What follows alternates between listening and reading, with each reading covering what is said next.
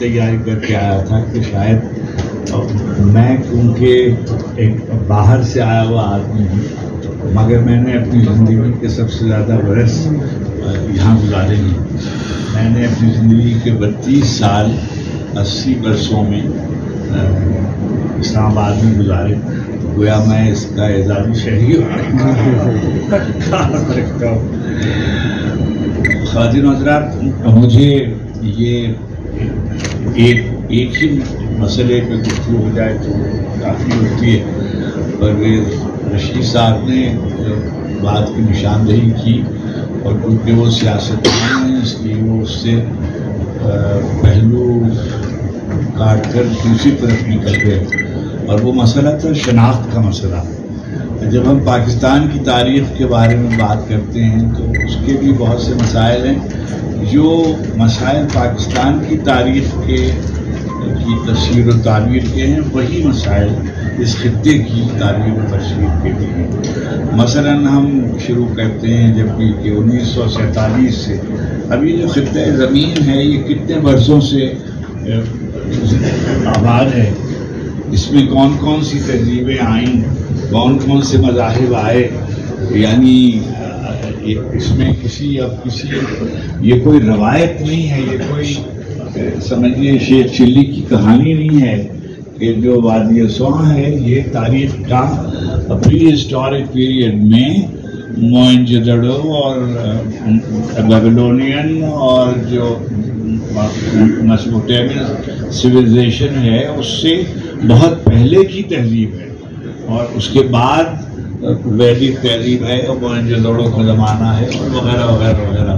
لیکن ہمارے ہاں یہ نہیں پڑھایا جاتا، اور یہ ہمارے بچوں کو نہیں بتایا جاتا کہ ہم کتنی پرانی تہذیب کے وارث ہیں۔ ابھی بار ابھی ہمارے محترم فرما رہے تھے یہ جو دریا سوان ہے پہلے، اب اس کا تلفظ مختلف جگہوں پر مختلف کیا گیا، میں اس پہ شاید قدرت نہیں رکھتا ہوں، لیکن جو رگ وید میں جو ہندوؤں کا سب سے پرانا سمجھیے لٹریچر ہے، اس میں لکھا ہوا ہے 7 دریاؤں کا نام، سب سندھو کا تذکرہ ہے، اور اس میں ایک دریا جو ہے وہ دریائے سواں ہے۔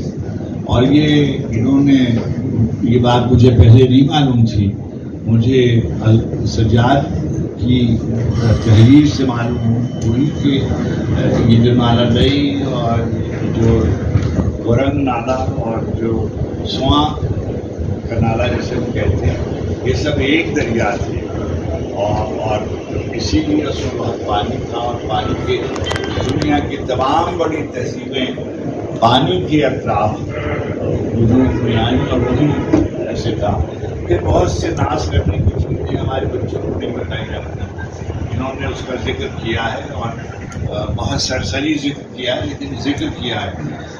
دنیا کا جو سب سے پہلا گرامیرین ہے جس نے پہلے زبان کے لنگوسٹکس کی فلسفی پہ کام کیا، اس کا نام تھا پانینی۔ وہ ہمارے سوابی میں ایک چھوٹی سی جگہ ہے چھوٹا لاہور، اس کا رہنے والا تھا۔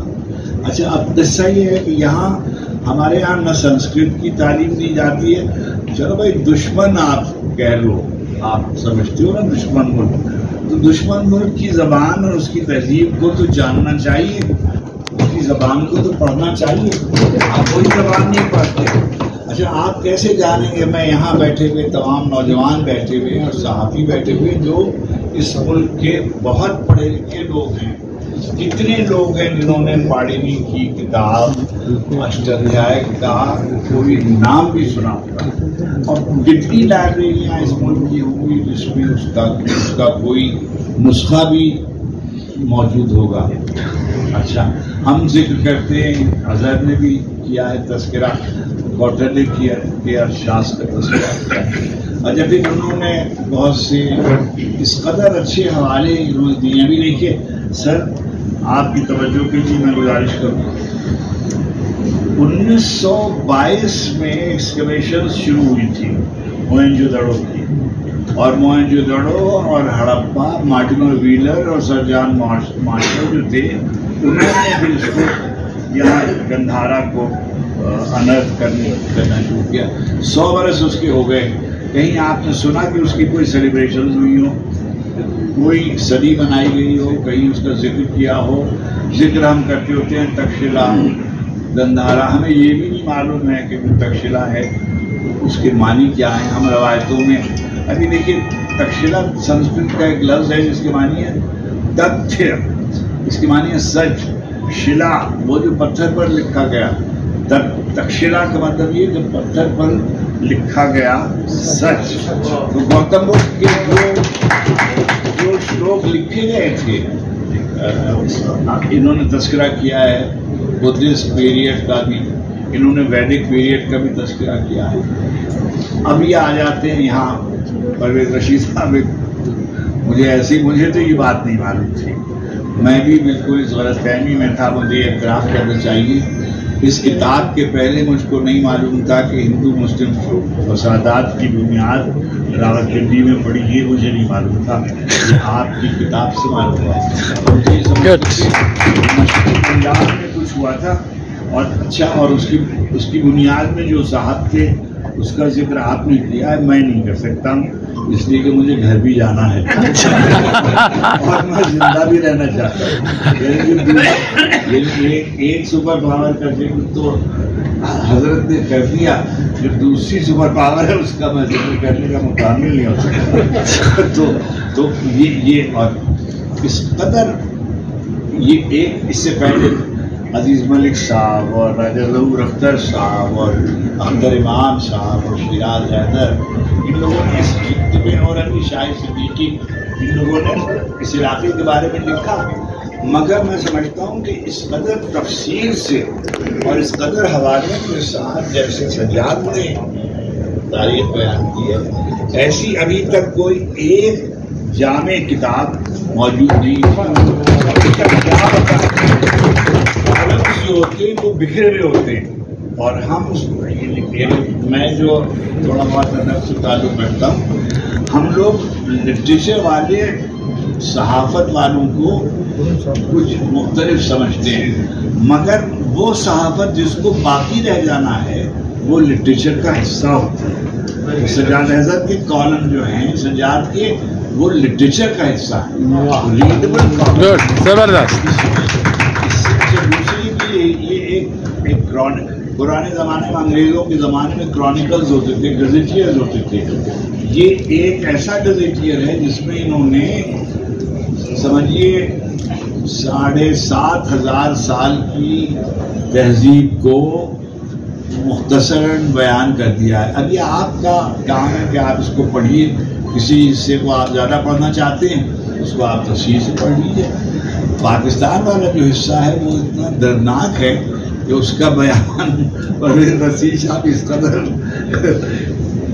वजाहत से कर चुके हैं कि मैं उसमें कैसे निशानात, कैसे ताल्लुकात खराब हुए। अच्छा, अभी भी हम उनको याद करते हैं। देखिए, हम याद करते हैं, आप नाम लेते हैं ना बलराज साहनी, आप नाम लेते हैं ना नरेंद्र कुमार गुजराल, आप नाम लेते हैं गुलजार, आपका दिल कुछ महसूस करता है ना उनके लिए, कोई मोहब्बत महसूस करता है ना। भीषम साहनी मोहब्बत महसूस करता है, इसलिए महसूस करता है कि उन्होंने इस खित्ते की शनाख्त के लिए बहुत काम किया। शैलेंद्र आनंद बख्शी अभी परवेज साहब फरमा रहे थे, तो इस ज़मीन में बहुत बड़े बड़े लोग दिए।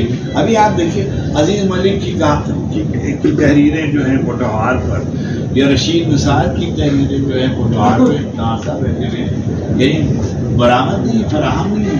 तो मैं ये समझता हूँ कि जो सज्जाद की किताब है, यानी ये बज़ाहिर तो ये कालों का एक मजमुआ है, मगर ये हमारी तहजीब की शनाख्त का एक शनाख्तनामा है, जिसको हम सबको, यानी मैं तो इसको सबक हिसाब के तौर पर पढ़ता हूँ और मुबारकबाद देता हूँ कि मैंने इस किताब को पढ़ा और मैंने इस किताब से बहुत सीखा। मैं कहता हूँ, कभी कभी कंजन कहता हूँ कि इस मुल्क में तारीख नहीं लिखी जा रही, इस मुल्क में तारीख नहीं लिखी जा रही। ये मैं गुजारिश इसलिए कह रहा हूँ, तारीख लिखने वालों को कुछ ज़बानें आनी चाहिए। अगर आप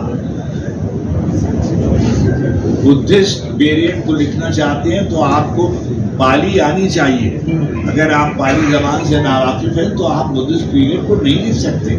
अगर आप वैदिक पीरियड को लिखना चाहते, अभी इन्होंने हवाले दिए हुए हैं कि श्री रामचंद्र जी जो है वो हमारे यहाँ पैदा हुए, या ये जो तक्षशिला का नाम भरत के बेटे के नाम पर रखा गया, या मसलन और चीज़ें जो अगर वो ज़बानें नहीं आती तो आप सेकेंडरी सोर्सेज पर रिलाई करते हैं। अभी देखिए एक अलमिया है, अंग्रेज से हर एक चीज़ होती है, संस्कृत में उसको कहते हैं हलन, जिसमें आवाज़ रोकी जाती है। बुद्ध, कृष्ण, राम, लेकिन हम कहते हैं रामा, बुद्धा, सिद्धार्था, ये जो था है ये संस्कृत में नहीं है, ये क्योंकि अंग्रेज प्रोनाउंस नहीं कर सकता था, इसलिए उसने उसमें ए की आवाज़ डाली। और अब हम भी उसी तरह से लिखते, भाई अब हमें तो सीधा लिखना चाहिए, श्री गौतम बुद्ध, श्री कृष्ण, जो भी ऐसे तो मैं बहुत ही मुबारकबाद देता हूँ उनको, और इसे तवक्को करता हूँ कि सहाबत तो इनको करनी पड़ेगी, इसलिए कि इनको रोज़ी का बंदोबस्त, रिस्क का बंदोबस्त करना पड़ेगा, लेकिन लिखते रहें। और इसको ये जो आपने अभी तो कॉलमों को यकजा किया है, आप पर लाजिम आता है कि आप एक पूरी किताब की शक्ल में मुरतब करें और उसको एक तारीख की किताब की तरह। आपने इसमें बहुत से तमाम ही कमोबेश रेफरेंसेस दिए हैं और वो यकजा हो जाएंगे तो नए बच्चों के लिए और हम जैसे लोगों के लिए बहुत अच्छी काबिश होगी। बहुत मुबारक हो आपको।